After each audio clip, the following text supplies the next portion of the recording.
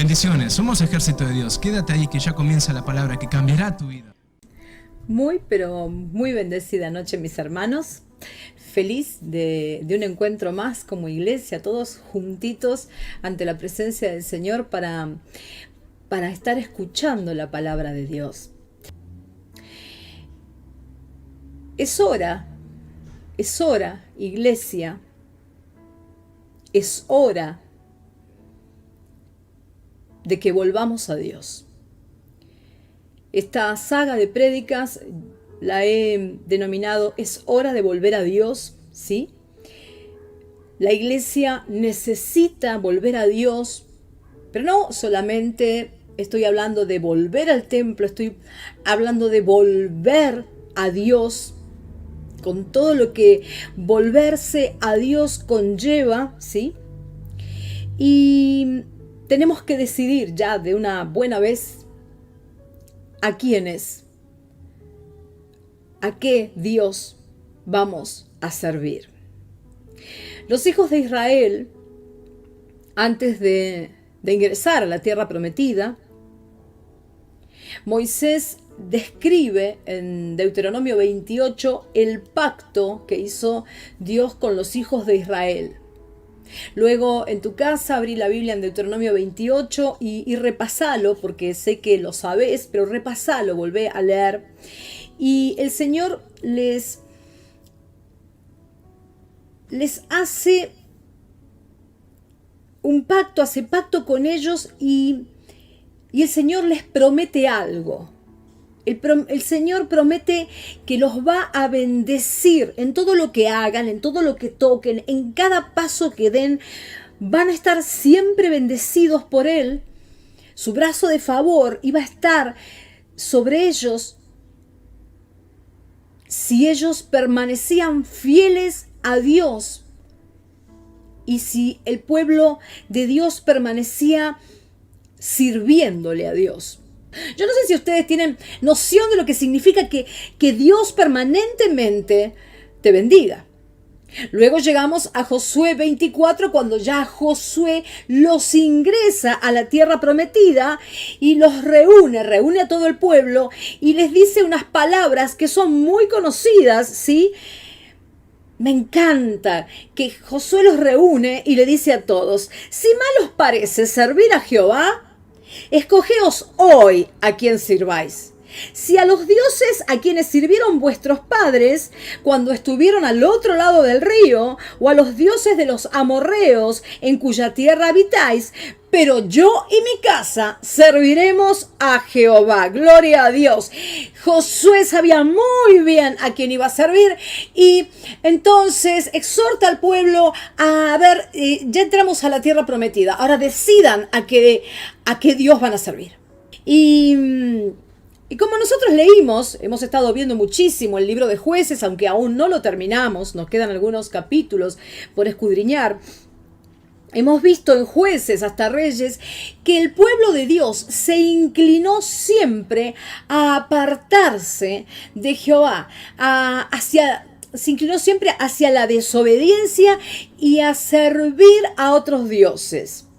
Y hoy vamos a leer 2 de Reyes 24 y capítulo también 25, en donde nos vamos a encontrar con los últimos 3 reyes de Judá. Y estos 2 capítulos, mis hermanos, nos ayudan a conocer el carácter de Dios, ¿sí? Y vamos a ver cómo Dios entrega a sus hijos a sus propios deseos. ¿Cuáles eran los deseos del pueblo de Dios? No ser gobernados por Dios. Entonces el Señor le da lo que quieren. A veces es muy grave que ocurra eso. Que el Señor, cansado de esperarnos, de esperar algo bueno de nosotros, nos dé lo que queremos. Porque todo lo que se sale de la voluntad de Dios nunca es bueno. Ellos no querían que nadie los gobierne. Ellos su pueblo no quería ser gobernado por Dios. Vamos a 2 de Reyes 24, abrí tu Biblia por favor, desde el versículo 1 vamos a estar leyendo. En su tiempo subió en campaña Nabucodonosor, rey de Babilonia. Joacim vino a ser su siervo por 3 años, pero luego volvió y se rebeló contra él. Pero Jehová envió contra Joacim tropas de caldeos, tropas de sirios, tropas de moabitas y tropas de amonitas, los cuales envió contra Judá para que la destruyesen, conforme a la palabra de Jehová que había hablado por sus siervos los profetas. Ciertamente vino esto contra Judá por mandato de Jehová, para quitarla de su presencia, por los pecados de Manasés y por todo lo que él hizo. Asimismo por la sangre inocente que derramó, pues llenó a Jerusalén de sangre inocente. Jehová, por tanto, no quiso perdonar. Los demás hechos de Joacim y todo lo que hizo, ¿no está escrito en el libro de las crónicas de los reyes de Judá? Y durmió Joacim con sus padres y reinó en su lugar Joaquín su hijo, y nunca más el rey de Egipto salió de su tierra, porque el rey de Babilonia le tomó todo lo que era suyo desde el río de Egipto hasta el río Éufrates. Vamos a meternos ahora dentro del contexto histórico. Joacim vino a ser un siervo, ¿sí? Vino a estar en servidumbre del faraón de Egipto llamado Necao. Eso lo podemos ver en 2 de Reyes 23, versículo 35. Joacim estaba bajo el yugo del faraón Necao de Egipto. Dice, y Joacim pagó a faraón la plata y el oro, mas hizo avaluar la tierra para dar el dinero conforme al mandamiento de Faraón, sacando la plata y el oro del pueblo de la tierra, de cada uno según la estimación de su hacienda, según lo que cada uno tenía. El rey Joacim fue sacando plata para entregárselo a Faraón Necao de Egipto, eran siervos de Egipto. Para darlo, ¿sí?, a Faraón Necao. Lo que podemos ver en estos tiempos bíblicos es que había guerra, una especie de guerra mundial entre dos potencias que se disputaban el poder, el gobernar la tierra. Por un lado Egipto y por otro lado Babilonia. Babilonia se iba fortaleciendo cada vez más, comenzaba ya a hacerse muy poderosa y tenía como propósito avanzar contra Egipto. Y viendo Joacim, que era súbdito, que era siervo de Faraón Necao, que era siervo de Egipto, viendo Joacim, el rey Joacim de Judá, que se venía Babilonia contra los egipcios, lo que hace Joacim es, me suelto de los egipcios y me pongo en servidumbre en Babilonia, al rey de Babilonia, porque viene Babilonia con más poder que los de Egipto. En realidad, lo que Joacim hace, cambiar de ser siervo de Egipto a pasar a ser siervo de Babilonia, es una estrategia, porque vamos a ver que Joacim no tenía intenciones de servir ni a Egipto ni a Babilonia, ¿sí? Él estaba esperando que se pelearan entre ellos dos, entre Egipto y Babilonia, y sacar partido de esa pelea, de poder librarse del yugo de ellos. Y como todos sabemos, Babilonia gana, Babilonia pasa a ser un imperio tremendamente poderoso y creo que uno de los de mayor poder en la historia de la humanidad. Y vemos qué pasó con Egipto. Acá tenemos con claridad que Babilonia gana, porque como te leí recién en el versículo 7 de 2 de Reyes 24, y nunca más el rey de Egipto salió de su tierra, quedó ahí, en su porción de tierra, porque el rey de Babilonia le tomó todo lo que era suyo, desde el río de Egipto hasta el río Éufrates. En otras palabras, Babilonia tuvo una victoria absoluta sobre Egipto. Y si citando la historia, no ya la Biblia, si nos vamos a los registros de la historia, en esta campaña que hace Nabucodonosor contra Egipto y ocurre algo, repentinamente muere el padre de Nabucodonosor y él tiene que volverse, ¿sí?, con urgencia. ¿Por qué? Porque tenía que tomar el trono, así que tuvo que hacer 500 millas, que son aproximadamente 804 kilómetros en 2 semanas. Para aquella época es un tiempo récord para volverse, porque tenía que subir al trono, ¿sí? Si no podía peligrar su trono. Él estaba en plena campaña y de pronto se entera de la muerte de su padre, se vuelve, ¿sí? Y como es poco lo que pudo hacer Nabucodonosor, pudo hacer pocas cosas, entre ellas llevarse cautivos con esta invasión, con esta primera invasión que Babilonia hace en Judá, llevarse cautivos a algunos hombres, entre ellos a Daniel, ¿sí? También se llevó unos cuantos tesoros y además Nabucodonosor se lleva una promesa falsa del rey Joacim de Judá de sumisión. Se lleva una promesa de Joacim de servidumbre.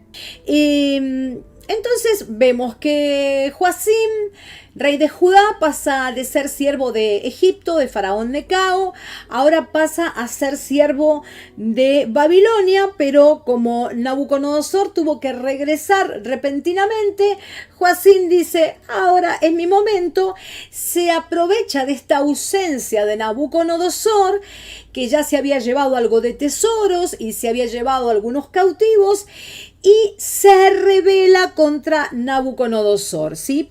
Que no había podido conquistar por completo Jerusalén y Judá. Pero bien, mis hermanos, Dios ya había proclamado un juicio contra Jerusalén y Judá. Él iba a entregar a su pueblo a sus enemigos. El Señor ya había proclamado el juicio. El pueblo de Israel lo que estaba tratando de evitar a toda costa era el juicio de Jehová. No lo querían. Pero estaban tratando de evitar el juicio de Jehová no entregándose a Jehová. A ver, yo no puedo evitar el castigo de Dios si yo no me arrepiento y si yo no me aparto, si yo no clamo, si yo no le busco, si yo no me humillo y si yo no lo hago Señor de mi vida, ¿sí? Ellos no querían servir a Babilonia, pero tampoco querían servir a Dios, pero no tenían opción, tenían que, la Biblia es muy clara, o servís a Dios o servís a los otros dioses, ¿sí? En el Antiguo Testamento nosotros leemos que estás con Dios o estás contra Dios, y el Señor Jesucristo en Mateo 12:30 nos dijo, el que no es conmigo está contra mí. Por eso Dios envía a los enemigos para quitarlo al pueblo de Judá y de Jerusalén, para quitarlos de su presencia. Y muchos pueden pensar, ¿no? Porque Joacim se rebela contra Nabucodonosor, no quería servirle a Babilonia, pueden pensar que este movimiento de independencia de Joacim iba a ser un movimiento bendecido por Dios, que su pueblo no le agachara la cabeza a Babilonia, era algo que el Señor iba a bendecir, que el Señor iba a poner su brazo de favor. Sin embargo, Dios envió contra Joacim, contra su reino, muchos adversarios, porque Joacim, mis hermanos, era un gran patriota, pero no era un hombre sometido a Dios. ¡Wow! Tropas de sirios, tropas de moabitas y tropas de amonitas.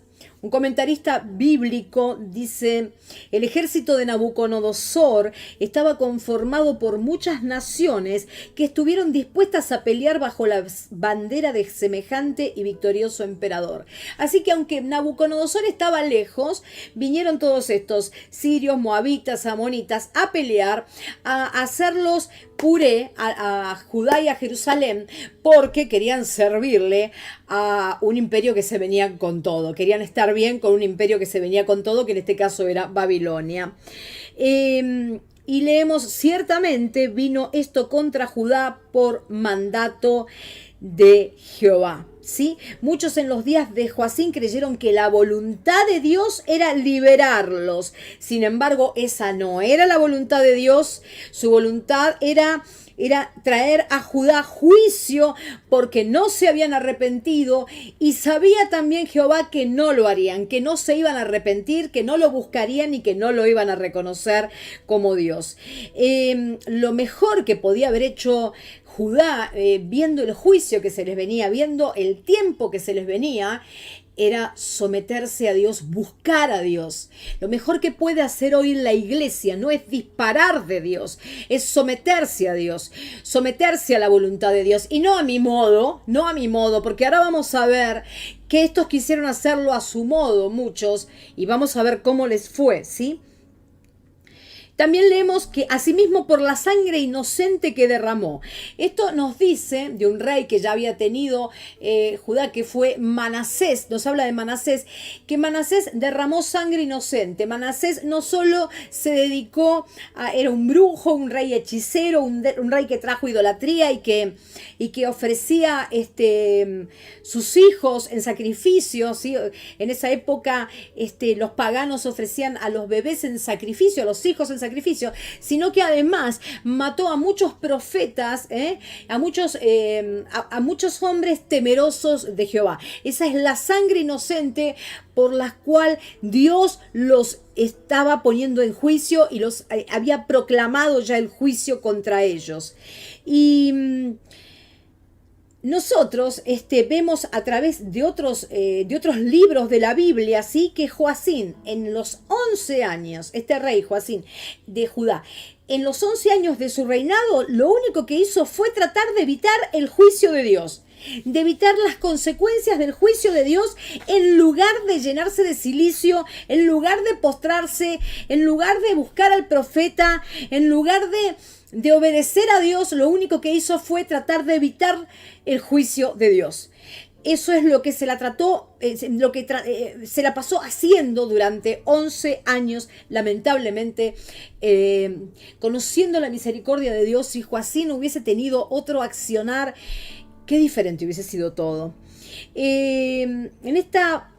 En esta porción de las Escrituras, en 2 de Reyes 24 y 25, nosotros podemos ver que Dios es soberano y nada escapa de su mano, ¿sí? Nada, no hay opción. Aunque vos digas, yo no creo en Dios, no me importa un cuerno todo lo que tenga que ver con Dios, vos no vas a poder zafar del juicio de Dios, de la justicia de Dios.